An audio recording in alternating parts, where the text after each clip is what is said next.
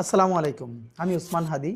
আসন্ন জাতীয় সংসদ নির্বাচনে ঢাকা ৮ আসনে স্বতন্ত্র এমপি পদপ্রার্থী। আপনারা যারা আমাকে চেনেন বা আমার ব্যাপারে কিছুটা খোঁজখবর রাখেন, দীর্ঘদিন ধরে বিভিন্ন পোস্টের কমেন্টে এবং আমাদের ইনবক্সে প্রচুর টেক্সট করেছেন অনেকে যে অনেকেই চান ছোটবেলা থেকে এখন পর্যন্ত আমরা যেভাবে বেড়ে উঠেছি আমি এই গল্পটা শুনতে চান। বিভিন্ন শোতে, পডকাস্টে কখনো কখনো আংশিক গল্প করার সুযোগ হয়েছে, কিন্তু যেহেতু এই গল্পটা বড় জীবনের গল্প, তো একটা শোতে বা একটা সিজনেও বলা খুব কঠিন। এরপরেও যেটুকুন একান্ত বলা যায় সিগনিফিকেন্ট গল্পগুলো, সময়গুলো, আমাদের বেড়ে ওঠার গল্প, এটা আপনাদের সাথে শেয়ার করতে চাই।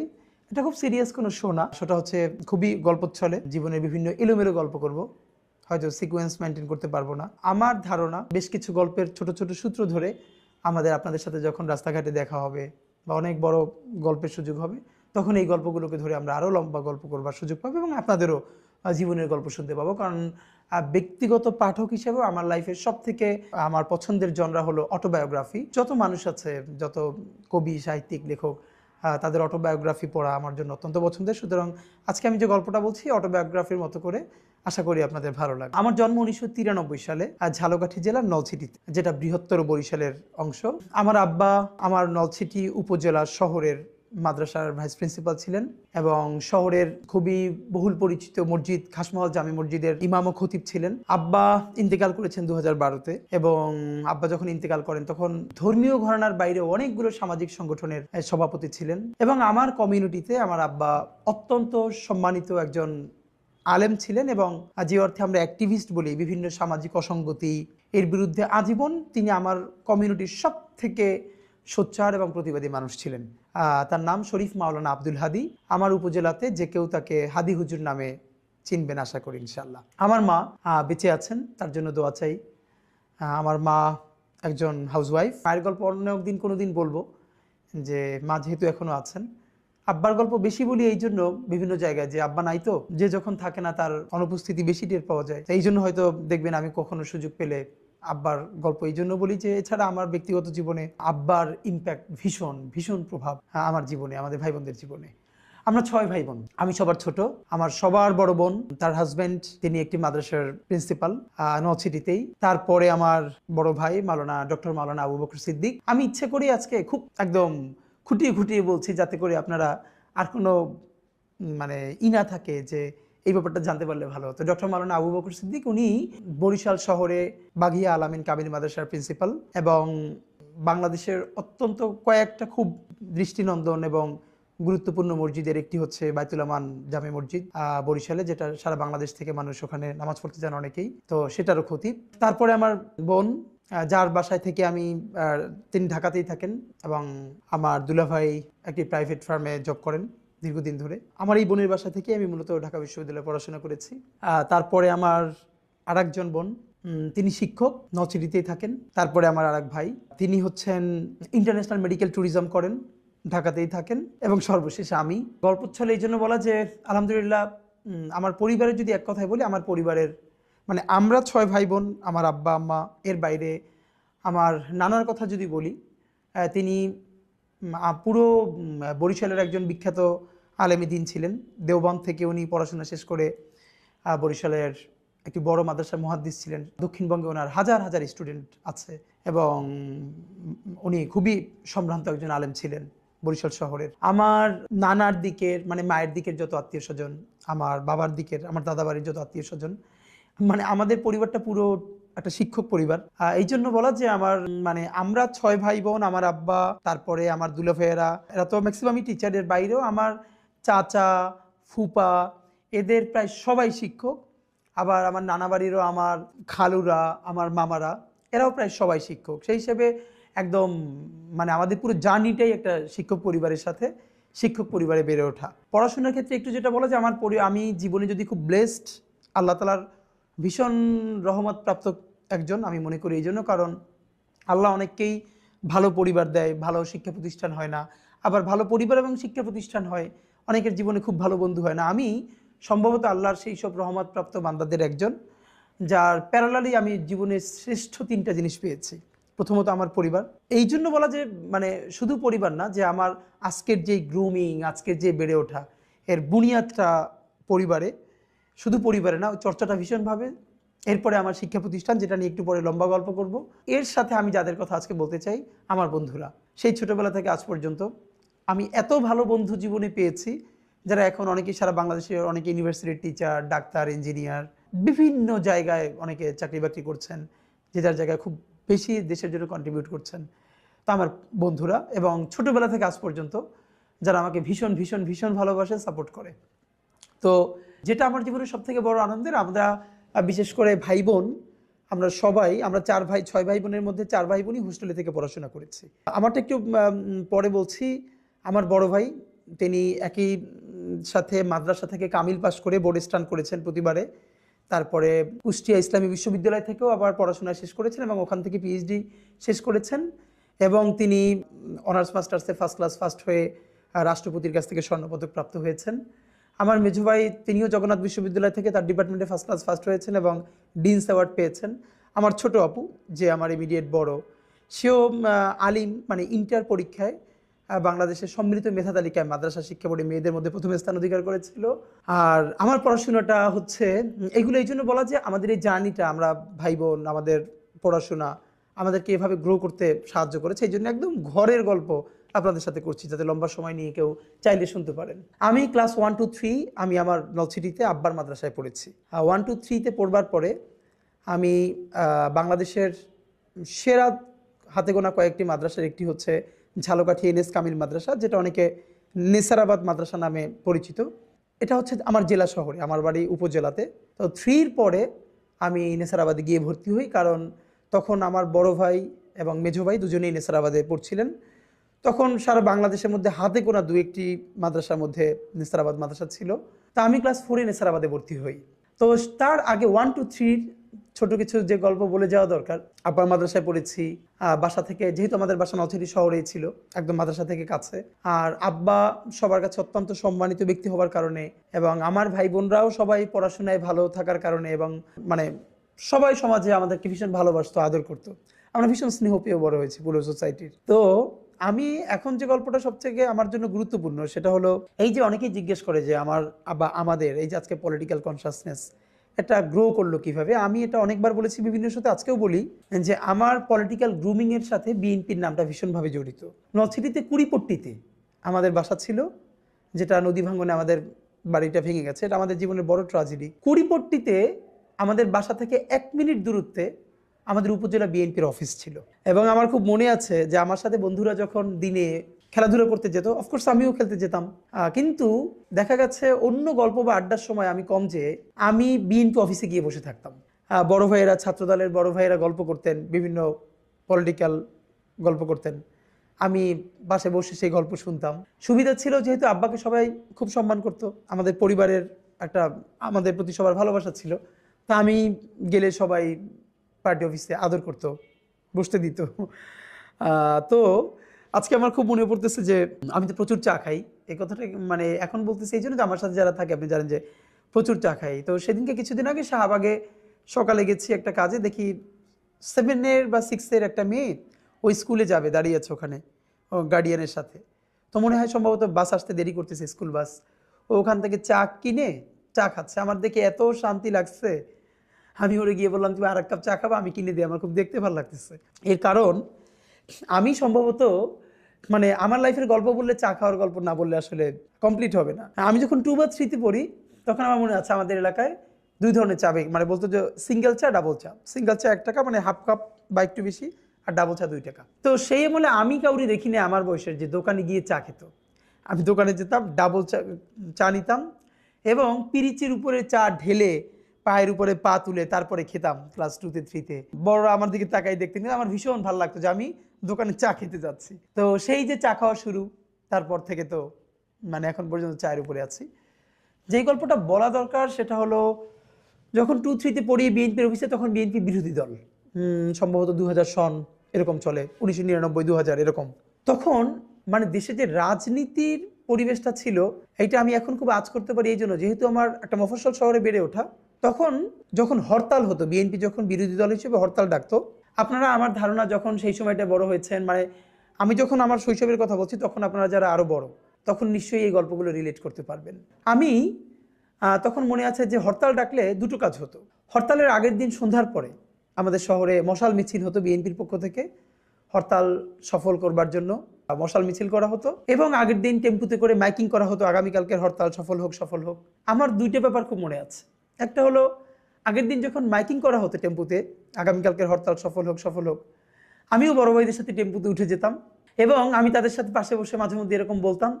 তখন আমার বলতো, যখন গ্রামের দিকে যেত যে তুমিও বলো, তখন আমি মনে আছে আমি ক্লাস 3-তে পড়ি, আমিও মাইকে বলতাম যে আগামীকালকের হরতাল সফল হোক সফল হোক। সন্ধ্যার পরে মশাল মিছিলটা আমার জীবনে ভীষণ ইম্প্যাক্ট ফেলছে। আপনারা জানেন যে আমরা যখন এই সময়টা বড় হয়েছি, মফস্বল শহরে নিয়ম ছিল বিকেলে যেথায় যাই খেলাধুলো করি, মাগরিবের আজানের সাথে সাথে বাসায় ফিরতে হবে। তো মশাল মিছিল যেদিন হবে আমার তো সেই মিছিলে থাকতেই হবে এবং দেখতে হবে। তো বাসায় ফেরা যাবে না, এবং না ফিরলে তো অবশ্যই মার খেতে হবে। সেই মাইরের ঝুঁকি নিয়ে আমি বিএনপির অফিসে বসে থাকতাম। সন্ধ্যার পরে মশাল মিছিল শুরু হতো, সেই মশাল মিছিল করতাম। আবার লুকাই লুকাই করতে হতো, কারণ এর মধ্যে আব্বা বা বাসার অন্যরা দেখে ফেললে তো ধরে ফেলবে। তো মশাল মিছিল শেষে সবাই যখন বাসায় ফিরতো, আমি ফিরতাম না। এর কারণ হলো নলছিটির চৌমাথা আছে, যেখানে মিছিলটা শেষ হয়ে সংক্ষিপ্ত একটা বক্তৃতা হতো, সেখানে খুব কম লোক থাকতো, 20-30 জন। ওইখানে আবার কয়েকজন সংক্ষিপ্ত বক্তৃতা করে প্রোগ্রামটা শেষ করতেন। আমার ভীষণ মনে আছে একজনের কথা, আমি অনেকবার বলেছি। তখনকার নলছিটি ছাত্র দলের সভাপতি তৌহিদ আলম মান্না ভাই, বক্তৃতা এবং স্লোগান যে একটা আর্ট হইতে পারে, এটা আমি জীবনের প্রথমে মান্না ভাইকে দেখে আমার মনে হয়েছে। তখন আমি মনে হয় 2-3-তে পড়ি। মান্না ভাই যখন মিছিলে স্লোগান দিত, আমার মনে আছে আমি বাসায় এসে ওই স্লোগান প্র্যাকটিস করতাম।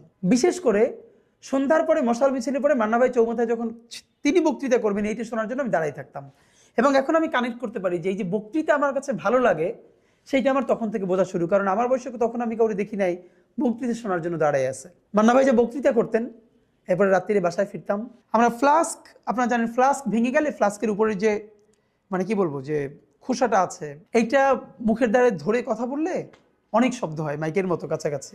আমার মনে আছে যে আমি বাসায় ফিরে সেই মিছিল, স্লোগান, বক্তৃতা এগুলো প্র্যাকটিস করতাম। পরের দিন যখন হরতালে পিকেটিং শুরু হতো, আমাদের বাসার সামনে যে শুরু হতো, যেহেতু বিএনপি অফিসের সামনে, তারা হাঁটতো রাস্তায়, তো আমিও তাদের সাথে বের হতাম। তো এই গল্পটা আপনাদের এই জন্য বলা যে এই যে মিছিল, মিটিং, স্লোগান, মশাল মিছিল আমার বাসার পাশে বিএনপি অফিস হওয়ার ফলে আমাকে ভীষণ আন্দোলিত করেছিল।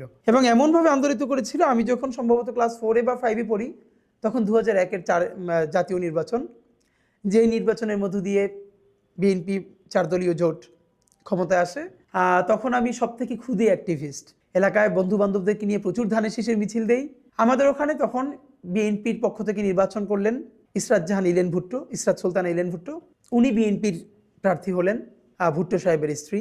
এবং উনি যখন নলছিটিতে এরকম একটা সভা করলেন, তো যেহেতু আমার এলাকার সবাই জানে যে আমি এইরকম মিছিল দেই, বক্তৃতা করি, তো আমি সেই সমাবেশে গেছি।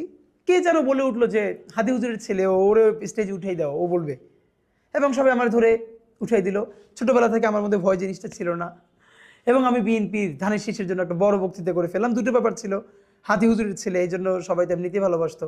তো আমার মনে আছে যে ইলেন ভুট্টো খুশি হয়ে আমাকে, টাকার পরিমাণ মনে নাই, কিন্তু একটা ভালো অঙ্কের টাকা গিফট দিচ্ছিলেন স্টেজে বসে, এবং সেইটা নিয়ে বন্ধু বান্ধবদেরকে নিয়ে আবার মিছিল করে করে বাসায় ফিরে আসছি। তো এই মিছিল, মিটিংটা, স্লোগান ছোটবেলা থেকে আমাদের জানিয়েছে। আমার উপজেলায় যারা আমাকে চেনে তারা সবই এই গল্পগুলো জানে, আমাকে রিলেট করতে পারবেন নিশ্চয়ই। এরপর আমি তো নেসারাবাদে ভর্তি হয়ে গেলাম, তখন সম্ভবত 2000 বা 2001 সাল, ক্লাস যখন 4-এ পড়ি। আমি নেসারাবাদে ভর্তি হওয়াটা আমার জীবনের সব থেকে এরপরে টার্নিং পয়েন্ট। সেই গল্পটা আপনাদের সাথে করতে হবে অনেক কারণে। বাংলাদেশ মাদ্রাসা শিক্ষা ব্যবস্থা, মাদ্রাসা সম্বন্ধে আমাদের ধারণা, এবং আমার যে কালচারাল লড়াইয়ের সূচনা, এই গল্পটা শুনলে আপনারা নিশ্চয়ই কিছু একটা রিলেট করতে পারবেন। আমি আপনাদেরকে নেসারাবাদের গল্প বলবো, যখন আমি ক্লাস 4-এ। নেসারাবাদে ভর্তি হওয়াটা আমার জীবনের সব থেকে এরপরে টার্নিং পয়েন্ট। সেই গল্পটা আপনাদের সাথে করতে হবে অনেক কারণে। বাংলাদেশ মাদ্রাসা শিক্ষা ব্যবস্থা, মাদ্রাসা সম্বন্ধে আমাদের ধারণা, এবং আমার যে কালচারাল লড়াইয়ের সূচনা, এই গল্পটা শুনলে আপনারা নিশ্চয়ই কিছু একটা রিলেট করতে পারবেন। আমি আপনাদেরকে নেসারাবাদের গল্প বলবো, যখন আমি ক্লাস 4-এ ভর্তি হলাম। ঝালকাঠি এনএস কামিল মাদ্রাসা বা নেসারাবাদ মাদ্রাসার সেই গ্লোরি আজকে নাই, এখনটার সময় নাই। আমাদের সময়ে মাদ্রাসার গোল্ডেন এইজটা ছিল। আমি যখন ভর্তি হয়েছি তখন সেখানে 5000 স্টুডেন্ট, মানে অলমোস্ট সবাই, 4000-এর বেশি শিক্ষার্থী আবাসিকে থেকে পড়তো। সারা বাংলাদেশের সব থেকে স্কিল টিচারদেরকে সেখানে একত্র করা হয়েছিল। আমাদের বাংলাদেশের মাদ্রাসা বলতে যা, আপনি এইখানকার গল্প শুনলে আপনি সেটা রিলেটই করতে পারবেন না, যদিও exception cannot be an example. এটাই সারা বাংলাদেশের সমস্ত মাদ্রাসার গল্প না। আমার ভীষণ মনে পড়ে যে এই মাদ্রাসার মানে আমরা যারা একসাথে পড়েছি, ঢাকা মেডিকেল থেকে শুরু করে সলিমুল্লাহ মেডিকেল, বুয়েট, ঢাকা ইউনিভার্সিটি, বাংলাদেশে এমন কোনো ইউনিভার্সিটি নাই যেখানে এই মাদ্রাসা থেকে আমাদের বন্ধুরা, ছোট ভাই বড় ভাইয়েরা সারা দেশের বিভিন্ন ইউনিভার্সিটিতে, মেডিকেল কলেজে, ইঞ্জিনিয়ারিং ইউনিভার্সিটিতে পড়েন নাই শুধু না, অনেকে এখানে ফ্যাকাল্টি হয়েছেন বিভিন্ন ইউনিভার্সিটির। যখন আমি নিসারাবাদে ভর্তি হই, এর আগে তো থেকে আমি নলছিটিতে যখন থাকি তখন ফাঁকে বলতে ভুলে গেছি কীভাবে যেন আমাদের উপজেলা শহরটা তখন থেকে দেখতাম যে বেশ কালচারালি অ্যাক্টিভ ছিল। আজকে আমার মনে, আমার এলাকারও কেউ মনে আছে কিনা, কিন্তু আমার মনে পড়তেছে আমাদের উপজেলায় দুটো লোকাল ব্যান্ড ছিল, একটা হলো লোকালয় আর একটা হলো তেপান্তর। মানে আমাদের এলাকার ভাইয়েরা ড্রাম টাম বাজাতেন, গান টান গাইতেন। তো ওনারা মাঝে মধ্যে চৌমাথায়, মার্চেন্ট স্কুলের মাঠে, এখানে সেখানে ছোট ছোট কনসার্ট করতো এলাকার ভাই বন্ধুরা মিলে, এবং আমি লুকাই লুকাই সেটা দেখতে চাইতাম, কারণ আব্বার ছেলে হিসেবে কনসার্ট দেখতে যাইতেছি, এটা তো খুবই বিপজ্জনক। তো আবার যেই বন্ধুরা তারা একটু আড়াল করে রাখতো আমারে, আমি লুকাই লুকাই দেখতে চাইতাম। কেন যেন ছোটবেলা, আজকে গল্প চলে মনে পড়ে যে এই যে ব্যান্ডে যে ড্রাম বাজায়, আমার ছোটবেলা মনে হইতো কি আমি বড় হইলে ড্রাম বাজাবো। মানে এই যে এখন তো ড্রাম ছোট হয়ে গেছে, বড় সেট ড্রামের এরকম করে বাজাচ্ছে, আমার কাছে ভীষণ ভালো লাগতো। এবং এত ভালো লাগতো বাসায় এসে মুড়ি রাখার যে বড় বড় বইয়াম আছে, এইরকম 3-4টা রেখে স্টিক নিয়ে ইচ্ছে মতো বাজাইতাম, এরকম করতাম। তো এইটা কেন বলা যে নর্থ সিটিতে তখন আমি মিলাদুন্নবী থেকে শুরু করে বিভিন্ন সাংস্কৃতিক অনুষ্ঠান ক্লাস 2-3 থেকেই নাম দিতাম, উপস্থিত বক্তৃতা, কবিতা, এগুলোতে নাম দিতাম। মফস্বল শহরে পুরস্কার পেতাম, 3 পর্যন্তই পেতাম। তো নিসারাবাদে যখন আসি, নিসারাবাদ আমাকে সুযোগ তৈরি করে দিল বিরাট একটা সাংস্কৃতিক চর্চার। একে তো এখানের পড়াশোনাটা ছিল বাংলাদেশের সেরা পড়াশোনা, মাদ্রাসার ডিসিপ্লিন একদম মানে আমরা মানে অসাধারণ, মানে ভীষণ discipline, almost army training, punctuality যাকে বলে, এই ট্রেনিংগুলো এখানে ছিল। এর সাথে পড়াশোনাটা ছিল অসাধারণ, মানে দেশের সেরা শিক্ষকরা ওখানে পড়াতেন। কিন্তু পড়াশোনা, ডিসিপ্লিন অন্য অন্য আরও অনেক প্রতিষ্ঠানেও হয়তো ছিল, কিন্তু এইখানের যেটা শখীয় একটা ব্যাপার ছিল এখানকার সাংস্কৃতিক বোঝাপড়া। বাংলাদেশে আর কোনো মাদ্রাসা তখন ছিল কিনা জানি না, আমাদের মাদ্রাসার যে বার্ষিক বিচিত্র অনুষ্ঠান হতো, রবীন্দ্রসঙ্গীত, নজরুল সঙ্গীত, ভাওয়াইয়া, ভাটিয়ালি, লোকগীতি, জারি থেকে শুরু করে একক অভিনয়, এমন কোনো পালাপর্ব নাই যেটার উপরে প্রতিযোগিতা হতো না। এবং বক্তৃতা, কবিতা এগুলো তো আছে। আমাদের যে বার্ষিক বিচিত্র অনুষ্ঠানটা ওখানে হতো অনেক বড় করে, সেখানে একই মঞ্চে প্রথমে আরবি নাটিকা, তারপরে ইংলিশ নাটিকা, এরপরে বাংলা নাটক মঞ্চস্থ হতো। এমনকি আমার সর্বশেষ মনে পড়ে রবীন্দ্রনাথের মুকুট নাটকটাও মঞ্চস্থ হয়েছিল। অবশ্যই নারী ক্যারেক্টার ছাড়া, নারী ক্যারেক্টারকে অন্যভাবে পোট্রে করা হতো, এবং সেখানে বরিশালের বিভাগীয় কমিশনার, ডিসি থেকে শুরু করে সবাই উপস্থিত থাকতেন লম্বা সময় ধরে, মানে অসাধারণ। আমার যেটা মনে পড়ে যে এই বিচিত্র অনুষ্ঠানে ছোটবেলা থেকে আমি উপস্থাপনা করতাম, ছোটবেলা থেকে আমি খুব ভালো উপস্থাপনা করতাম। আমি যখন মঞ্চে দাঁড়ালে ডায়াসে আমাকে দেখা যায় না, পাশে দাঁড়াতে হয়, তখন থেকে আমি উপস্থাপনা করি, মানে ক্লাস 4 থেকে আমার মনে হচ্ছে আমার উপজেলায় যেসব মাহফিল হতো আমাকে আব্বার কাছে বলে নিয়ে যেত মাহফিল উপস্থাপনা করার জন্য। নেসারাবাদে গেছি পরে এই সমস্ত সাংস্কৃতিক অনুষ্ঠান একদম ছোটবেলা থেকে ইন্টার পর্যন্ত, যেহেতু আমি ওখানে ইন্টার পর্যন্ত পড়েছি, আমাকে উপস্থাপনা করতে দিত। সবাই ভীষণ ভালোবাসতো, আদর করতো। এবং আমি যখন খুব ছোট, মানে তখন মাইক হাতে নিয়ে মঞ্চে এক পাশে দাঁড়িয়ে উপস্থাপনা করতাম, ডায়াসে আমাকে দেখা যেত না। আমার মনে আছে যে আমাদের যে বার্ষিক অনুষ্ঠানটা হতো, আমি সাধারণত উপস্থিত বক্তৃতা, বিষয়ভিত্তিক বক্তৃতা, বাংলা, ইংরেজি, আরবি, কবিতা আবৃত্তি, একক অভিনয়, রচনা, কুইজ, এগুলোতে নাম দিতাম। আমার বড় ভাই, যিনি আমার অনেক বড়, তিনি ভীষণ ভালো গাইতেন। তিনি বক্তৃতা থেকে শুরু করে এগুলো তো ভীষণ ভালো করতেনই, এর সাথে নজরুল সঙ্গীত, রবীন্দ্রসঙ্গীত, নাতে রাসুল, হামদ, নাত, এগুলো ভীষণ ভালো করতেন, অনেক পুরস্কার পেতেন। আমার মেজো ভাই, তিনি ভালো বক্তৃতা করতেন। আমার মনে আছে একবার এমন হয়েছে যে বার্ষিক বিচিত্র অনুষ্ঠানে যখন পুরস্কার দেওয়া হচ্ছে, আমি ক শাখায়, মানে ক্লাস 5-এ পড়ি, আমার মেজো ভাই খ শাখায়, আমার বড় ভাই গ শাখায়। মানে পুরস্কারে শুধু নাম ঘোষণা করছে, মানে ক শাখায় প্রথম আমি বক্তৃতায়, খ শাখায় আমার মেজো ভাই, গ শাখায় আমার বড় ভাই, মানে সিরিয়াল দিয়ে শুধু আমরা 3 ভাই যাচ্ছি। তো প্রিন্সিপাল হুজুর থেকে শুরু করে সবাই, মানে এটা একটা কেমন ব্যাপার। আজকে আমি খুবই অনার্ড ফিল করি যে এমন একটা সময়ের মধ্য দিয়ে আমরা বড় হয়েছি। নেসারাবাদের মাহফিল হতো বছরে একবার, লক্ষর উপরে মানুষ হতো, লক্ষাধিক মানুষ হতো। 2 দিন ব্যাপী মাহফিল। আল্লামা সাইদি সাহেব থেকে শুরু করে বাংলাদেশের প্রতিটি যশ আলেমরা সেই মাহফিলে যেতেন। আমি যেরকম বিচিত্র অনুষ্ঠানে উপস্থাপনা করতাম, একই সাথে মাহফিলের সময়ও আমাকে দিয়ে আমার শিক্ষকরা উপস্থাপনা করাতেন। আমার ভীষণ মানে আমি অবাক হই যে আমি সম্ভবত সেই সব ছাত্রদের একজন যারা শিক্ষকদের এত ভালোবাসা জীবনে পেয়েছে, এত ভালোবাসা। মানে হাজারো গল্পের মধ্যে আমি নিশ্চয়ই দুইজন শিক্ষকের নাম এখন বলবো, তিনজন শিক্ষকের নাম। একজন হচ্ছে পিরোজপুরি হুজুর, যিনি এখন শিক্ষা ক্যাডারে কর্মরত আছেন, একজন বিন্নাপাড়ার স্যার, আরেকজন শরীয়তপুরি হুজুর। এদের গল্পটা আমি শুধু নামটা বলে রাখলাম। আমার একটা গোল আছে, ওই গোলটা কোনোদিন পরিপূর্ণ হলে আমি তাদের কথা বলবো যে কেন আমি তাদের নাম বললাম। আমি খুবই এলোমেলো গল্প বলছি। ধরেন আপনারা আমার সাথে বসে আছেন, আমি গল্পবাজ মানুষ, আমার ভাই বোনদের খুব মনোযোগ দিয়ে গল্প শোনে, তো আমি আপনাদের সাথে গল্পই করছি যে এলোমেলোভাবে। নেসারাবাদে আমরা জীবনের শ্রেষ্ঠ সময়টা কাটিয়েছি। এই যে আজকে ধরেন আমাদের যতটুকু রাজনৈতিক সচেতনতা, নির্বাচন তো আরো অনেক ছোট ব্যাপার। নর্থ সিটিতে থাকতে যে বুনিয়াদটা আমি মানে প্রথম সংস্পর্শে আসলাম, বিএনপি পার্টি অফিস, নির্বাচন, এগুলো দেখে দেখে দুটো ব্যাপার বলে রাখা দরকার যে আমাদের বাসায় ভীষণভাবে মানে আমরা সব ভাই বোন, আমরা প্রচণ্ড এখনো গল্পবাজ। আমরা যদি ভাই বোন একত্র হই আমাদের রাত কেটে যায় গল্প করতে করতে। আমাদের ভাষায় ভীষণ গল্প হতো ভাই বোন সবাই মিলে, এবং রাজনৈতিক গল্প হতো ভীষণ। এটা আমাদেরকে ভীষণ কাজে লেগেছে তখন। আব্বা আমাদের সাথে রাজনীতি নিয়ে গল্প করতেন, আমরা ভাই বোন সবাই। এবং পরিবারের ব্যাপারে সব থেকে আমার একটা যেটা ভালো লাগা যে আমরা ভাই বোন ঘন্টার পরে ঘন্টা যখন আমরা হোস্টেল থেকে বাড়ি ফিরতাম একসাথে গল্প করতাম, কিন্তু সেই গল্পগুলো এত প্রাণবন্ত ছিল। আমার বড় ভাইয়ের পিএইচডি থিসিস কদ্দূর গেছে, মেজো ভাইয়ের পড়াশোনায় কী অবস্থা, ছোট আপুর হোস্টেল কেমন চলে, এই আমি সর্বশেষ কোন প্রতিযোগিতায় অংশ নিলাম, সামনে কোন প্রতিযোগিতা আছে, অথবা আগামীকাল আমার একটা প্রতিযোগিতা আছে, বক্তৃতা বাসায় প্র্যাকটিস করছি, কবিতাটা পড়ে শোনাচ্ছি, আমার আরেক ভাই বড় ভাই ঠিক করে দিচ্ছেন, ছোট আপু শুনছেন। এই পুরো চর্চাটা বাসায় ভীষণভাবে ছিল। কিন্তু যেটা হয়েছে, নেসারাবাদ এমন বড় একটা পরিসর তৈরি করে দিল যেটা আমি বিকশিত হতে ভীষণ সাহায্য করলো। নেসারাবাদে সর্বপ্রথম গিয়ে দেখি সেখানে ছাত্র সংসদ নির্বাচন হয় বিরাট আয়োজনে, 5,000 স্টুডেন্ট, ভিপি, প্রভিপি, জিএস, এজিএস এগুলো, এবং প্রতি ক্লাসে আবার ইউনিট বলতো এগুলোকে, এক একটা ক্লাস এক একটা ইউনিট। যেমন এক একটা ক্লাসের নাম ছিল ইবনে সিনা ইউনিট, শরিয়াতুল্লাহ ইউনিট, তিতুমির ইউনিট, হ্যাঁ, এক একটা ক্লাসের। তো এই এক এক ইউনিটে আবার ক্লাস পরিচালক, সহকারী পরিচালক, অর্থ পরিচালক, রিপোর্টার। কারণ নেসারাবাদের প্রতি ক্লাস শেষে, এই গল্পটা আপনাদের এই জন্য লম্বা করে বলি, বৃহস্পতিবারের চতুর্থ পিরিয়ডের পরের 1 ঘন্টা সাপ্তাহিক জলসা অনুষ্ঠান হতো, আমরা বলতাম সাপ্তাহিক জলসা।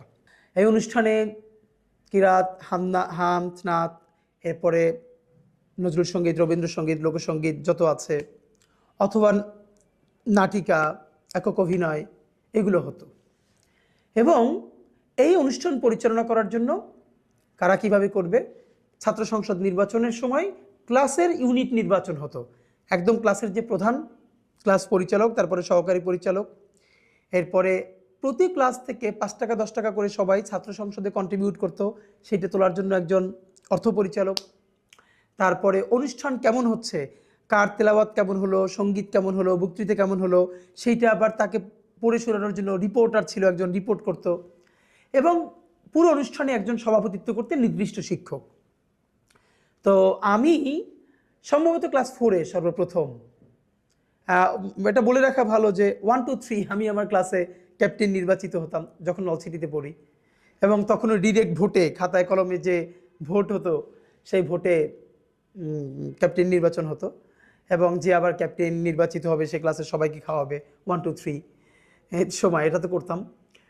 একটু ফাঁকে বলে রাখা ভালো, আব্বার কাছ থেকে আমার আব্বার মধ্যে মানে আমি আব্বার গল্প শুরু করলে 1 ঘন্টাও শেষ হবে না। মানে আমাদের জীবনে আজকে আপনি আমাকে যতটুকুন সাহসী মনে করেন বা স্পষ্টবাদিতা বা প্রতিবাদ মুখর, এর সমস্ত গুণ অলমোস্ট আব্বার থেকে পাওয়া। এবং আমরা ভাই বোন মোটামুটি সবাই আব্বার কাছ থেকে কম বেশি ইনফ্লুয়েসড হয়েছি। আব্বা আমার কমিউনিটির মধ্যে সব থেকে অন্যায়ের বিরুদ্ধে সোচ্চার, প্রতিবাদী, যাকে আমরা জজবাওয়ালা মানুষ বলতাম। আমাদের পুরো কমিউনিটিতে তাকে জজবাওয়ালা মানুষ, প্রতিবাদী মানুষ হিসেবে জানতেন, শুধু ধর্মীয় ইস্যুতে না, সমস্ত সামাজিক ইস্যুতে। এবং আব্বার মিছিল, আব্বার স্লোগান, স্পষ্টবাদিতা, এগুলো এত বেশি আমাদেরকে আলোড়িত করেছে যে আমরা এখন ওর বাহির থেকে যেতে পারি না। তো এই জন্য আমাদের ভাই বোন সবার মধ্যে অলমোস্ট এই লিডারশিপ স্কিলটা আমরা পরিবার থেকে পেয়েছি, চর্চাটা ছিল, এবং আমরা ভাই বোন সবাই মোটামুটি কাছাকাছি। আমি একটু আব্বার এই জায়গাটা হয়তো বেশি পেয়েছি, কিন্তু মোটামুটি সব ভাই বোন আমরা কাছাকাছি চরিত্রের, আব্বার এই জিনিসটা আমরা পেয়েছি। তো নেসারাবাদে ক্লাস 4-এ সর্বপ্রথম ছাত্র সংসদ নির্বাচনের সময় আমি ক্লাস পরিচালক, ইউনিটের পরিচালক নির্বাচিত হই ডিরেক্ট ভোটে। প্রত্যেকটা মানে প্রতি মাসে ছাত্র সংসদে সকল ক্লাস মানে যে ইউনিট ক্লাসগুলো তাদেরকে নিয়ে ভিপি প্রভিপি জিএস এর বার্ষিক সভা হতো। সেইখানে যেই ক্লাস সব থেকে ভালো পারফর্ম করতো, মানে হলো যেই ক্লাস বেশি চাঁদা তুলতে পেরেছে ছাত্র সংসদের জন্য, তাদের জন্য একটা পুরস্কার। তারপরে যাদের সাপ্তাহিক জলসা অনুষ্ঠানটা সব থেকে ভালো হয় তাদের জন্য একটা পুরস্কার। আমার মনে আছে, আমি মনে হয় একমাত্র যে 4 থেকে শুরু করে সব থেকে বেশিবার শ্রেষ্ঠ পরিচালক নির্বাচিত হতাম ছাত্র সংসদে। ঠিক মতো আমাদের ক্লাস থেকে টাকা তোলা, মানে ছাত্র সংসদ পরিচালনার জন্য চাঁদাটা তুলে দেয়া, অনুষ্ঠান করা। তো এই অনুষ্ঠানের পরে যেটা সব থেকে ইউনিক ব্যাপার ছিল, আমাদের এই জলসা অনুষ্ঠানের গল্প করছিলাম বৃহস্পতিবার। অনুষ্ঠানের পরে সব ক্লাস থেকে একটা মিছিল বের হতো। আপনার আমাদের ক্যাম্পাসটা অনেক বড় ক্যাম্পাস, আপনারা গেলে দেখবেন ঝালকাঠিতে। ক্লাস শেষে একটা মিছিল বের হতো, নির্দিষ্ট ভালো ভালো স্লোগান ছিল, এবং এই মিছিলটাও আবার মনিটর করা হতো কাদের মিছিল সুন্দর হচ্ছে। পুরো বছর জুড়ে মাদ্রাসা থেকে শ্রেষ্ঠ ক্লাস একটা পুরস্কার দেওয়া হতো। এর মধ্যে কি কি থাকতো, কোন ক্লাসের স্টুডেন্টরা শতভাগ ইউনিফর্ম মেনটেন করে আসতো, তারপরে কাদের জলসা অনুষ্ঠানটা বেশি ভালো হতো, কাদের মিছিলটা ভালো হতো। আমি যখন ক্লাস পরিচালক ছিলাম, যেহেতু ছোটোবেলা থেকে আমার খুব মনে আছে, যেমন কোন দিন টিচাররা ক্লাস অবজার্ভ করতে আসবেন আমরা তো জানতাম না, হুট করে আসবেন, এসে দেখতো 100 স্টুডেন্টের মধ্যে একজনের টুপিটা, আমাদের সব ছিল সাদা সাদা জামা পাজামা টুপি, সাদা কেটস, হয়তো একজনের রঙিন টুপি, তো মার্কস কাটা যাবে। এইটা যাতে কোনোদিন না হয়, অনেকগুলো সাদা টুপি কিনে এক্সট্রা রাখতাম ক্লাসে, সাদা কেটস কিনে 10-12 জোড়া আমাদের যে বড় প্ল্যাটফর্ম ছিল ক্লাসের নিচে রাখতাম, যাতে কেউ যদি কোনোদিন অন্য জুতো পরে আসে, অন্য টুপি পরে আসে, তো যখনই শুনি যে এরকম টিচাররা চলে আসতেছে, তাড়াতাড়ি যেন তাকে চেঞ্জ করে দেওয়া যায়, এইরকম করতাম। এবং আমার মনে আছে আমরা যে বছর আমি যে ক্লাসে উঠতাম, ওই বছর ওইটা শ্রেষ্ঠ পুরস্কার পাইতো, শ্রেষ্ঠ ক্লাস। মানে এটা আমাদের জীবনের সেরা গল্প এটা আমার। এবং আমি আপনাদেরকে একটু বলে রাখি, সারা বাংলাদেশে এমন কোনো জেলা নাই, ইন্টার পর্যন্ত, বিশ্ববিদ্যালয় তো বাদ, যেখানে আমার বন্ধু ছিল না। বিকজ আমি যেহেতু যেখানে পড়েছি 5000 স্টুডেন্ট ছিল। তো আমার 10 বছর আগে 10 বছর পরে, এটা আলহামদুলিল্লাহ গর্ব করে বলছি না, আল্লাহ শুকুর, আমার থেকে বেশি সেলিব্রেটেড কোনো স্টুডেন্ট নেসারাবাদে ছিল না। মানে আমার 10 বছরের সিনিয়ররাও আমার এক নামে চিনতেন, আমার অনেক জুনিয়ররাও আমাকে চিনতেন, শুধু না পুরো গ্রামবাসী, যেহেতু ওখানে মানুষ পর্দা করতেন, খালাম্মারা আন্টিরা। আমি যেহেতু সমস্ত মাহফিল এবং অনুষ্ঠান উপস্থাপনা করতাম, তো আমার কণ্ঠটা সবাই চিনতেন, এটা ওসমানের কণ্ঠ। সেই যখন ছাত্র সংসদ প্রতি মাসে হতো, রিপোর্ট পেশ করতাম, আমি যখন, আমার মনে আছে, আমি আমার ক্লাসের রিপোর্ট নিয়ে দাঁড়াতাম, সবাই খুব মনোযোগ দিয়ে শুনতো যে আমাদের রিপোর্ট কি পড়ছি, শ্রেষ্ঠ পরিচালক নির্বাচিত হতাম। তো এইটার মধ্যে যে গল্পটা মনে পড়ে, যে আমাদের মিছিল, আমি যেহেতু ছোটোবেলা থেকে ভালো স্লোগান দিতাম, আমরা 3 ভাই আব্বার কাছ থেকে পাওয়া, এবং আমার গলা, মানে আব্বার গলা আমরা কেউ পাইনি, আব্বার গলা এত ভারী এবং দারাজ কণ্ঠ। আমরা যখন মিছিল দিতাম, আমার ক্লাসের মনে আছে যে আমাদের টিচার যে লাউঞ্জ ছিল মাদ্রাসায়, সব টিচাররা বসতেন, তারা বের হয়ে বারান্দায় এসে দাঁড়াতেন আমাদের মিছিলটা দেখার জন্য। আমি সবসময় মিছিলের উল্টো দিক ঘুরে স্লোগান দিতাম, মানে এত ভালো করে দিতাম যে টিচাররা আমাদের মিছিলটা দেখার জন্য দাঁড়াতো। একটা গল্প মনে খুব পড়ছে, তখন ক্লাস 6-এ পড়ি, 7-এর সাথে আমাদের খুব আড্ডাআড্ডি লড়াই। ক্লাস 7-এর সাথে এই জন্য লড়াই যে দেখা যেত যে পুরো মাদ্রাসায় 5000 স্টুডেন্টের মধ্যে যে কয়েকজন ভালো পারফর্মার, পুরো প্রতিষ্ঠান সবাইকে চেনে, তার অধিকাংশ আমাদের ক্লাসের। আমি নিজে, আমার বন্ধু মাহমুদ, মিসবা, শফিক, এরকম অনেকজন, মানে পুরো মাদ্রাসার সেলিব্রিটির অন্তত অর্ধেকের বেশি আমরা এক ক্লাসে। এটা ভীষণ একটা মজার ব্যাপার ছিল। তো আমরা একদিন, মানে যে জলসার পরের যে মিছিল, আমরা মিছিল নিয়ে যাচ্ছি, তো আমাদের ক্লাসে একটু বয়সে যারা বড় ওরা ওই দিন ছিল না, যাদের গায়ে একটু শক্তি টুক্তি বেশি। ক্লাস 7-এ যাদের একটু গায়ে শক্তি টুক্তি বেশি ওরা সবাই ছিল। আমরা মিছিল ক্রস করছি, এমন সময় মানে ওরা আমাদের মিছিলের মধ্যে ঢুকে যায় এবং কেউ একজন মানে কলমের ক্যাপ খুলে আমার মাথার মধ্যে এভাবে মেরে দেয় পিছন থেকে। আপনারা অনেকেই জানেন যে মাথায় প্রথমে মারলে অনেক সময় টের পাওয়া যায় না। আমি তো খুবই ছিলাম যে মিছিল ভেঙে গেছে, এরপরে হুটহাট করে মারামারি হয়ে গেল। তা আমি আমাদের সবাইকে টেনে নিয়ে সামনে চলে গেলাম মিছিল দিতে দিতে। তো আমি যেহেতু উল্টা দিক ঘুরে মিছিল দেই, পিছন থেকে আমাকে কেউ দেখতে পাচ্ছিল না। হঠাৎ একজন অন্য দিক থেকে দৌড়ে এসে আমার পিঠে হাত দিল এবং দেখা গেল পুরো মাথা থেকে রক্ত পড়ে পিঠ ভিজে গেছে, লাল হয়ে গেছে। সেরকম হাত দিয়ে আমার সামনে আনার পরে দেখলাম মানে এরকম কলম মারার পরে পিছন থেকে রক্ত একদম পিঠ লাল হয়ে গেছে, সাদা জামা। এরপর তো মানে একদম যা হওয়ার, সবাই প্রিন্সিপাল হুজুরের কাছে চলে গেছে, এটি করলো। তারপরে ক্লাস 7 আমার পুরো ট্রিটমেন্টের খরচ দিল সব মিলে টিলে। মানে এটা বলা যে আমাদের কি জার্নিটা ছিল। আর মাঝে মধ্যে ওরা আমাদের ক্লাসের সামনে ফুলের টপ ভেঙে ফেলতো যাতে আমরা ফার্স্ট না হই। আমরা আবার কান্নাকাটি করে বিচার টিচার দিতাম, কিন্তু আমাদেরকে আটকাইতে পারতো না, বিকজ ওদের কাছে শক্তি বেশি ছিল। কিন্তু পারফরমেন্সের দিক থেকে আমাদের ক্লাসের পারফরমেন্স অনেক বেশি ছিল। এরকম করে করে করে করে 9-10 পর্যন্ত দাখিল পরীক্ষা দিয়ে ফেললাম। মানে অসাধারণ। আমি নিসারাবাদের গল্প বলতে শুরু করলে ফাঁকে একটা অসাধারণ গল্প আপনাদেরকে বলি নাই, মনে পড়ছে কেবল। ক্লাস যখন 8-এ পড়ি তখন মনে হলো একটা পত্রিকা বের করব, মাসিক পত্রিকা। মাথায় ঘুরপাক খেলো, পুরো ক্যাম্পাস জুড়ে লিখে লিখে। এর আগে আমরা প্রচুর দেয়ালিকা বের করতাম, অনেক সুন্দর করে দেয়ালিকা বের করতাম, সেই দেয়ালিকার মরক উন্মোচন করতাম। আর আমি ছোটোবেলা থেকে যেহেতু পুরো মাদ্রাসায় পরিচিত, প্রিন্সিপাল হুজুর থেকে শুরু করে ডিসি, এসপি বা বিভাগীয় কমিশনাররাও আমাকে চিনতেন প্রোগ্রামের কারণে। তো একটা পত্রিকা বের করব উদ্যোগ নিলাম, লেখা সংগ্রহ করলাম এবং 8-এ বসে প্রথম একটা মাসিক পত্রিকা প্রিন্টেড, মনে আছে, নবজাগরণ, আমি সম্পাদক হলাম এবং বের করলাম। 3টা সংখ্যা বেরও করতে পেরেছিলাম, একটা সংখ্যা মনে এখন আমার কাছে আছে, যে 3টা সংখ্যা এবং প্রিন্টেড নবজাগরণ নামে। এখানে কবিতা, গল্প এসব থাকতো। তো দাখিল পর্যন্ত আমাদের একটা জার্নি, এরকম তো সারা জীবন মানে অসাধারণ লাইফ আমরা লিড করলাম নেসারাবাদে। এর সাথে সেরা পড়াশোনাটা নেসারাবাদে আমি প্রথম দেখলাম যে আসরের পরে আমাদের কোনোদিন ইংলিশ বিভাগ, কোনোদিন আরবি বিভাগের মাঠে বসে প্রোগ্রাম হতো। আরবি বিভাগের প্রোগ্রামের শেষে রাস্তায় আরবিতে মিছিল হতো, ইংরেজির দিন ইংরেজিতে মিছিল হতো, মানে এরকম অবস্থা ছিল। দ্বিতীয় গল্প হলো, নেসারাবাদে ভর্তি হওয়ার পরে আপনারা বাংলাদেশে তখন প্রচুর সাংস্কৃতিক চর্চা হতো। সংস্কৃতি মন্ত্রণালয়ের অধীনে জাতীয় শিক্ষা সপ্তাহ অনুষ্ঠান হতো বছরে একবার, অনেক বিরাট করে, একদম উপজেলা, জেলা, বিভাগ, তারপরে জাতীয় পর্যায়ে। ধর্ম মন্ত্রণালয়ের অধীনে ইসলামিক ফাউন্ডেশনের তরফ থেকে বছরে কয়েকটা প্রোগ্রাম হতো, শিক্ষা মন্ত্রণালয়ের পক্ষ থেকে হতো। তো যেহেতু আমি ঝালকাঠি সদর, আমাদের মাদ্রাসা থেকে প্রচুর স্টুডেন্টরা এই ইভেন্টগুলোতে ঝালকাঠিতে অংশগ্রহণ করতো। যেমন মানে সবগুলোতে আমি এবং আমার বন্ধুরা, আমি সবসময় অংশগ্রহণ করতাম। উপস্থিত বক্তৃতা, আবৃত্তি, তারপরে রচনা প্রতিযোগিতা, বিতর্ক প্রতিযোগিতা, এগুলোতে আমাদের অন্য বন্ধুরা নজরুল সঙ্গীত, রবীন্দ্রসঙ্গীত, অন্যান্য যেগুলো আছে, কিরাত, হামনাত, এগুলো অংশগ্রহণ করতো।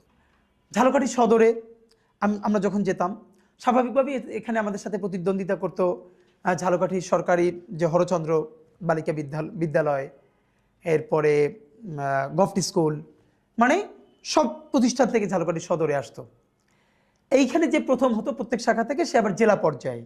তো জেলা পর্যায়ে আবার যখন হতো তখনও আরও বাকি উপজেলা থেকে সবাই আসতো। তারপর জেলা পর্যায়ে যারা ফার্স্ট হতো তারা বরিশাল বিভাগে আসতো, বিভাগীয় পর্যায়ে যারা ফার্স্ট হতো তারা জাতীয় পর্যায়ে ঢাকায় আসতো। আমি আমার জীবনে এরকম উপজেলা, তারপরে জেলা, তারপরে বিভাগ এবং জাতীয় পর্যায়ে অনেকবার আলহামদুলিল্লাহ বক্তৃতায়, উপস্থিত বক্তৃতা, কবিতা, বিতর্ক, রচনা প্রতিযোগিতা, এগুলোতে আমি জাতীয় পর্যায় পর্যন্ত এসেছি এবং প্রথম স্থান অধিকার করেছি বক্তৃতায়, কবিতায়, বিতর্কে। আমি সর্বপ্রথম সম্ভবত জাতীয় পর্যায়ে প্রথম বক্তৃতায় প্রথম হই তখন ক্লাস 8-এ পড়ি, মনে আছে। এটা পুরস্কারটা নিয়েছিলাম আগারগাঁওয়ে, যে এলজিআরডি মন্ত্রণালয় আছে, তাদের একটা বিরাট অডিটোরিয়াম আছে, ওখানে বসে সম্ভবত। এরপরে অনেকবার এসেছি। তো আমার যেটা আমাকে গ্রো করতে সাহায্য করেছে, নেসারাবাদে তো আমরা একটা গণ্ডিতে থাকতাম, এখানে সবাই মাদ্রাসার ছাত্র, আমাদের সাথে ফিমেল স্টুডেন্ট ছিল না, যেহেতু সহশিক্ষক ওখানে ছিল না, কিন্তু আমি যখন ঝালকাঠিতে আসছি আমার সাথে কিন্তু সদর গার্লসের মেয়েরা কম্পিট করতেছে। হয়তো আমি কখনো ফার্স্ট হচ্ছি, সদর গার্লসের কেউ সেকেন্ড হচ্ছে, বা সে ফার্স্ট হচ্ছে আমি সেকেন্ড হচ্ছি, গভর্নমেন্ট স্কুলের কেউ আসছে, এরকম আমাদের গ্রুমিংটা হচ্ছে। সেখান থেকে তো আমার মনে আছে যে ঝালকাঠি জেলা পর্যায়ে যতগুলো পুরস্কার থাকতো 3/2 পুরস্কার আমাদের মাদ্রাসা থেকে নিয়ে যেতাম। মানে আমি অনেকগুলো নিতাম, আমাদের সাথে বন্ধুরা সঙ্গীতে নিত, আরও এরকম করে দেখা যেত যে 3/2 পুরস্কার আমরা একটা প্রতিষ্ঠান থেকে নিয়ে চলে যেতাম জেলা পর্যায়ে। যখন বিভাগীয় পর্যায়ে আসতাম তখনও প্রচুর পুরস্কার আমাদের প্রতিষ্ঠান থেকে থাকতো। এরপর জাতীয় পর্যায়ে আমাদের ইভেন আমরা জাতীয় পর্যায়ে যখন আমি আসতাম কবিতায় বা বক্তৃতায়, আমার সাথে আমাদের কোনো বন্ধু সিনিয়রদের মধ্যে বড় ভাইয়েরা কেউ রচনায় কেউ সঙ্গীতে জাতীয় পর্যায়ে আসতেন অন্য শাখা থেকে।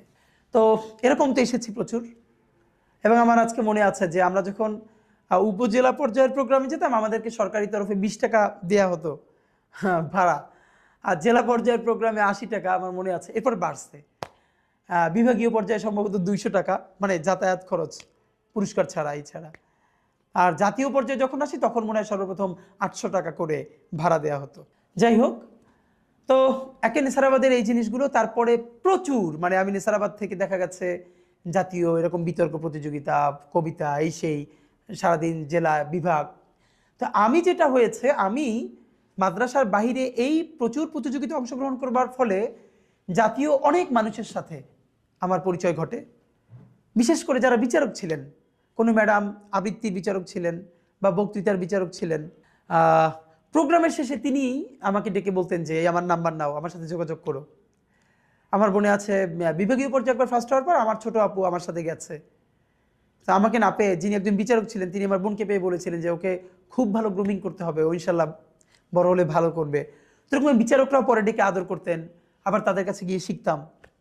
এই জার্নিটা তো ছিলই, সাংস্কৃতিক জার্নিটা। তার সাথে খুব ভালো পড়াশোনাটা নেসারাবাদে ছিল। কখনো ফার্স্ট, সেকেন্ড, ফোর্থ, ফিফথ ভালো শিক্ষার্থীদের মধ্যে ছিলাম। আমার তরফে কোনো সময় ফার্স্ট হওয়া লাগবে এই তাড়নাটা ছিল না, আমার আব্বারও ছিল না। যদিও আমার অন্য ভাইয়েরা বোনেরা সবসময় ফার্স্ট ছিলেন, আমিও কখনো ফার্স্ট হয়ে গেছি, সেকেন্ড হয়েছি, প্রথম 5-এর মধ্যে সবসময় থাকতাম ঘুরে ফিরে। কিন্তু আমার আজকে ওর নাম বলতেছি না খুব, যেমন এমন একবার হয়েছিল যে আমি টেস্টে যখন ফার্স্ট হই দাখিল এসএসসিতে, আমার সাথে যে বন্ধু ছিল ফার্স্ট ও সেকেন্ড হয়ে গেল। মানে ওর আব্বা ওর সাথে এত রাগ করলো, লিটারেলি মানে ও আমার সাথে কথা বলা বন্ধ করে দিল। আমার আব্বার তরফে, এই গল্প আরও পরে বলবো যদি সুযোগ হয়।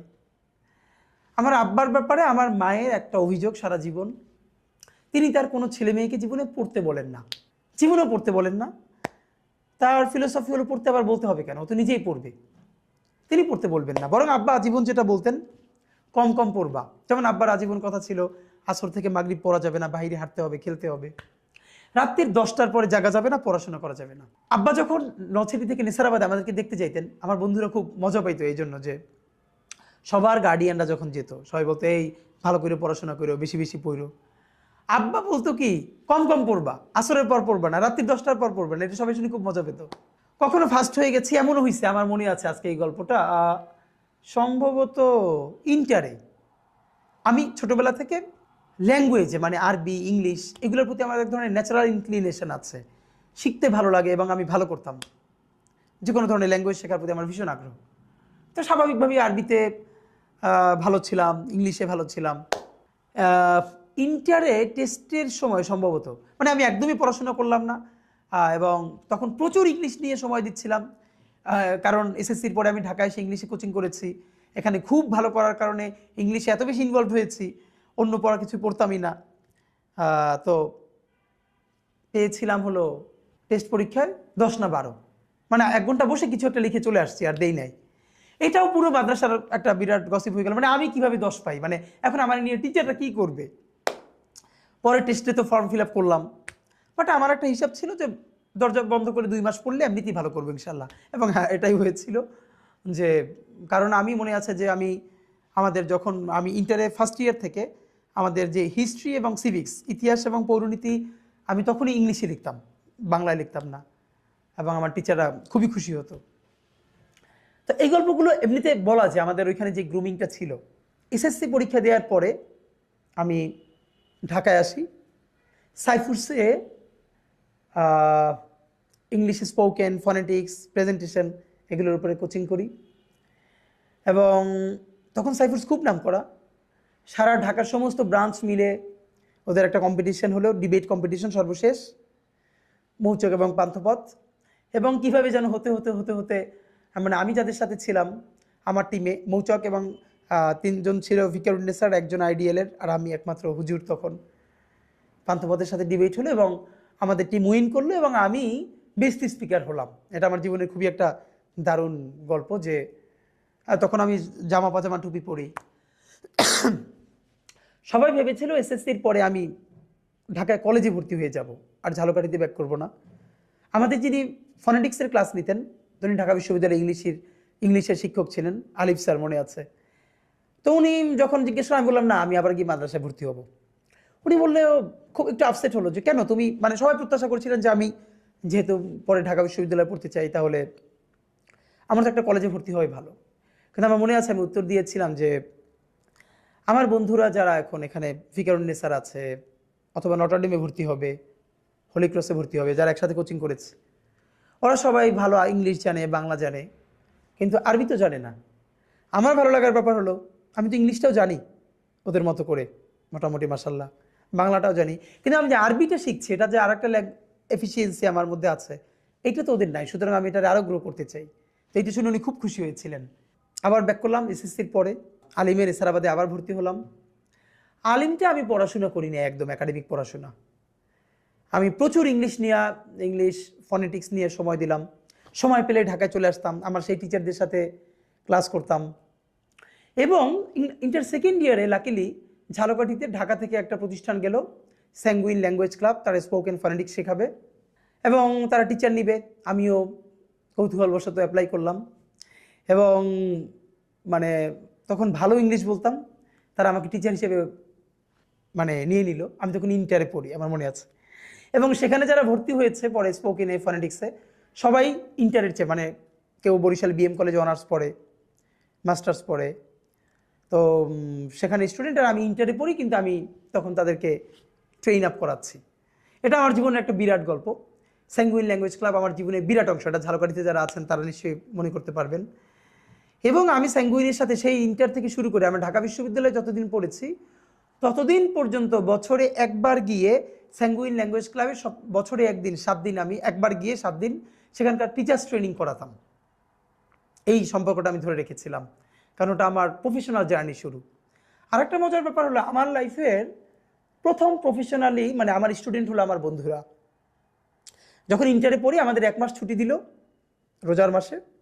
তো আমি যেহেতু আলহামদুলিল্লাহ ইংলিশে ভালো, আমার সব বন্ধুরা ধরে বললো 50 জন যে নেসারাবাদে, যে আমরা যেহেতু বাড়ি যাব না, তুইও থাক, আমাদেরকে ইংলিশ পড়া, স্পোকেনটা পড়া। এবং আমরা সেটা শুরু করলাম। আমাদের মাদ্রাসার অনুমতি নিয়ে আমাকে একটা ক্লাসরুম দেওয়া হলো। আমার বন্ধুরা 50 জন ক্লাস করে, আমি ওদেরকে পড়াই। সারাদিন রাত্রি একসাথে দুষ্টমি করি এবং দিনে আবার ক্লাস করাই। তো 2-1 জন টিচারকে একটু বাঁকাভাবে নিলেন। এইটাকে চ্যালেঞ্জ আকারে নিয়ে লাইফে আসলে খুব খুব মনে প্রাণে চাইলে না আল্লাহ সহজ করে দেন। এটা প্রথম প্রমাণটা আমার লাইফে ঘটলো তখন। রোজার মাস, আমার 2-3 জন টিচার তারা একটু এটা ভালোভাবে নিলেন না, বাকিরা সবাই ভীষণ সাপোর্ট করলেন। তা আমি এত চ্যালেঞ্জ আকারে নিলাম যে আমি এইখান থেকে একটা আউটপুট দেখাতে চাই যে আমরা কি করলাম। আগে দিনে ক্লাস করতাম 10টা থেকে 1টা, এরপরে বাড়ালাম বিকালেও 3টা থেকে আসর, এরপর ইফতার। শেষের সপ্তাহ শুরু করলাম যে তারাবির পরে রাত্রি 11টা থেকে ক্লাস শুরু করে অলমোস্ট 1টা-2টা পর্যন্ত। আমি তখন শারীরিকভাবে ভীষণ অসুস্থ, কিন্তু আপনি যখন ভীষণ মনে প্রাণে কিছু চাইবেন এবং করতে চাইবেন, আল্লাহ ওই শক্তি দিয়ে দেয়। আমার মনে আছে এই পুরো রোজার মাস আমি এত অসুস্থ, সকালে ক্লাস করাই, বিকেলে ক্লাস করাই, রাত্রিরে ক্লাস করাই, আমি একা, আমার বন্ধুরা আমার সাথে ক্লাস করে। বিকজ আমি চাচ্ছিলাম যাবার আগে একটা প্রোগ্রাম দিব এবং সেখানে আমি এই জিনিসগুলো পারফর্ম করাতে চাই আমার বন্ধুদেরকে দিয়ে, সব টিচারদেরকে দাওয়াত দিয়া। এবং আলহামদুলিল্লাহ 25শে রমজান যখন শেষ করলাম, আমাদের অনেক টিচারদেরকে দাওয়াত দিলাম সমাপনী অনুষ্ঠানে। 8 থেকে 10 জন আমরা স্পিকার, আমাদের বন্ধুরা ক্লাস করলো, তারা সেখানে ইংলিশে প্রেজেন্টেশন দিল। মানে গ্রেট। আমি আল্লাহর কাছে এত মানে শুক্রিয়া যে আমাদের পুরো টিচাররা অবাক হয়ে গেছেন এটা দেখে। এবং আমার যে বন্ধুরা 8-10 জন, সেখানে খুব ভালো যাদেরকে আমি গ্রুমিং করার সুযোগ পেয়েছিলাম, তাদের অলমোস্ট সবাই একই সাথে আমরা আবার ঢাকা ইউনিভার্সিটিতে ভর্তি হয়ে গেছি। এবং আমার এই বন্ধুরা এখন আমাকে স্বাভাবিকভাবে বন্ধুরা তুমি করে ডাকার কথা, কিন্তু তারা আমাকে আপনি করে ডাকে। এটা অনেকেই জিজ্ঞেস করে এটা কেমন কথা। এই কারণ হলো ওই যে আমি যখন ক্লাস নিতাম, তো ওদের একটা ব্যাপার যে যেহেতু আমি ক্লাস নিছি লম্বা সময়, তোরা আমাকে আপনি ডেকে আনন্দ পায়। তো এরকমই আমরা বন্ধুরা। তো এই গল্পটা এই জন্য বললাম যে আমার সাংস্কৃতিক যাত্রাটা একটা ধরা, আমার সেই ছাত্র সংসদ নির্বাচন, বিএনপির মিছিল, এইটা একটা জার্নি। এরপরে আমি আমার বন্ধুদেরকে পড়ানো, তারপরে ঝালকাঠি স্যাঙ্গুইন ল্যাঙ্গুয়েজ ক্লাবে ক্লাস নিতে শুরু করা, টিচার হিসেবে আলহামদুলিল্লাহ খুব নাম করে ফেলা, এই সব জার্নিগুলো আমাকে আমি হতে সাহায্য করেছে। এর সাথে আমার পরিবার। নেসারাবাদ থেকে এবার বের হয়ে যাব, যে গল্পটা বলা দরকার। ইন্টারে পড়ি যখন, সম্ভবত 2007-08-এর গল্প। ঢাকা বিশ্ব 111 চলে, তখন ইমার্জেন্সি চলে দেশে, সমস্ত মিছিল মিটিং দেশে নিষিদ্ধ। ঢাকা বিশ্ববিদ্যালয়ে হঠাৎ করে একটা নিয়ম করলো, মাদ্রাসা শিক্ষার্থীরা 5টা ডিপার্টমেন্টে ঢাকা বিশ্ববিদ্যালয়ে ভর্তি হতে পারবে না। সম্ভবত এর মধ্যে law, English, women and gender studies, journalism, এরকম কয়েকটা ডিপার্টমেন্টে মাদ্রাসা শিক্ষার্থীরা ভর্তি হতে পারবে না। তখন আমি ইন্টার ফার্স্ট ইয়ারে পড়ি। আমার যেহেতু প্ল্যান, ফাঁকে এটাও বলা দরকার যে আব্বার ইচ্ছা ছিল আমাকে মিশরে আল আজহারে পড়ানো, যেহেতু আমার বড় ভাই অনেক বড় আলেম, বাংলাদেশের নাম করা, আমার পরিবার আলেম পরিবার। আমার ইচ্ছা ছিল একটা সময়, কিন্তু আমি ঢাকায় যখন কোচিং করতে আসি, কোচিং করবার পরে আমার চিন্তাটা বদলায় যে না, আমি ঢাকা বিশ্ববিদ্যালয়ে পড়ব। তো তখন ঝালকাঠিতে এমনিতে আমাদের মাদ্রাসা ভীষণ কড়াকড়ি, ভীষণ অনিয়ম, সামান্য হলেই নামটাম কাটা আর কি। তাই আমার একটা সুযোগ ছিল, যেহেতু আমাকে সবাই ভীষণ ভালোবাসতো, চিনত। আমার বড় ভাই ওখানের টিচার, আমার যিনি বড় ভাই ওখানেরই টিচার, খুবই নাম করা, যিনি এখন অন্য জায়গার প্রিন্সিপাল। এবং আমার আব্বা আবার মানে আমার আব্বাকে ওই মাদ্রাসায় সবাই ভীষণ অনার করত, আব্বার এই ভিন্ন স্বতন্ত্র বোধের জন্য। চিন্তা করলাম যে একটা প্রতিবাদ করব, স্মারকলিপি দিব ডিসি অফিসে।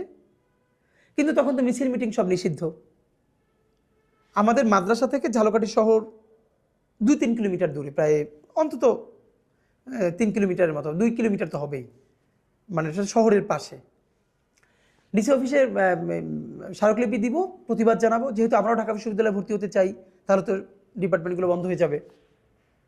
কিন্তু ওখানে যে কোনো ধরনের প্রতিষ্ঠানের বাইরে এরকম মিছিল মিটিং অনুমতি ছাড়া খুবই নিষিদ্ধ। আবার দেশে চলে ইমার্জেন্সি, প্রতিষ্ঠান তো ভীষণ বিপদে পড়ে যাবে। আমি কোনো শিক্ষককে জানতে না দিয়ে আমার বন্ধুদেরকে নিয়ে এক রাতের সিদ্ধান্তে ঝালকাঠি শহরে গিয়া, বাদল আর্ট মনে আছে যিনি ব্যানার লিখতেন, তখন তো আর এভাবে ডিজিটাল প্রিন্টিং নাই, রাত্রির 11টায় গিয়ে তার বাসায় পাঠিয়ে বিরাট একটা ব্যানার লেখাইলাম ঘুম থেকে উঠেয়া।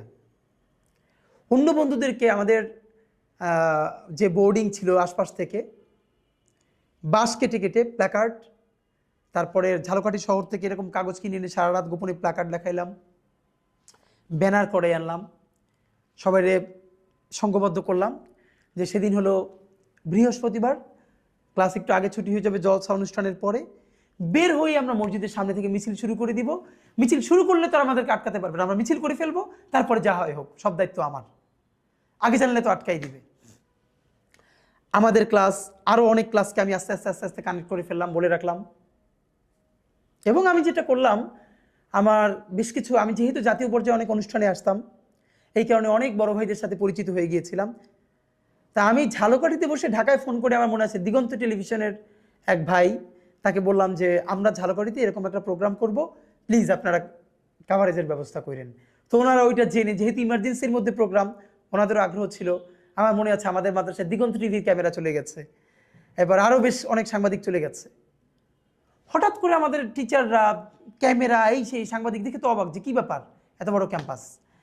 আমরা কাউকে কিছু না বলে হঠাৎ করে আমি তখন প্রায় 1000 স্টুডেন্ট জড়ো হয়ে গেছে, সামনে ব্যানার, ফেস্টুন এবং ঢাকা বিশ্ববিদ্যালয়ের এই ইসের বিরুদ্ধে স্লোগান, ক্যাম্পাস থেকে 1000 স্টুডেন্টের মিছিল নিয়ে আমরা ঝালকাঠি শহরের দিকে রওনা করে গেছি। এবং সর্বশেষ গিয়া ডিসি অফিসে স্মারকলিপি দিলাম, দিয়ে টিয়ে সবাই প্রতিষ্ঠানে ফিরল, আমি আর বাসায় ফিরলাম না। কারণ ওইটার প্রেস রিলিজ হাতে লিখে বিকেল 5টা পর্যন্ত ঝালকাঠি শহরের কোন সাংবাদিকের কোথায় কোথায় বাসা, যাদেরকে প্রেস ক্লাবে পাই নাই, গিয়ে ফটোকপি করে দিয়ে আসলাম। এসে আমি নলছিটিতে বাসায় চলে আসলাম, খুবই টায়ার্ড, ঘুমাই গেলাম যা আছে কপালে। নাম তো আমার কাটা যাবে, আমি তো নিশ্চিত। আমি ঘুমাইছিলাম, আমার বড় ভাই আব্বাকে ফোন করে বলল যে আব্বা এবার মনে হয় নাম কাটা যাবে, এবার আর আটকানো যাবে না। আমার বোন আমাকে বলল যে আব্বা তাকে উত্তর দিল আমার বড় ভাইকে যে ও হয়েছে তো একটু আমার মতো, কি করবা বলো। এবং অন্য পরিবারে হলে যেটা হইতো যে স্বাভাবিকভাবে বকাঝকা করতো। খুব টায়ার্ড, আমি সকালে ঘুমিয়ে আসছি, তখন নলছিটিতে পত্রিকা আসতো বরিশাল থেকে লঞ্চে। আব্বা লঞ্চ ঘাট গিয়ে দাঁড়িয়েছেন আমি জানি না, সব পত্রিকা আসলো। আব্বা প্রত্যেকটা পত্রিকা খুলে খুলে 3-4টা পত্রিকা দেখলেন আমাদের এইটা নিউজ করা হয়েছে, ছবি দেওয়া হয়েছে। আব্বা সেই পত্রিকাগুলো কিনে বাসায় না ঘুম থেকে উঠে আমার বলতেছে যে এই যে দেখো তোমাদের কালকে প্রোগ্রামে এই পত্রিকায় আসছে। মানে আমার এই কথাগুলো খুব মনে পড়ে আর কি।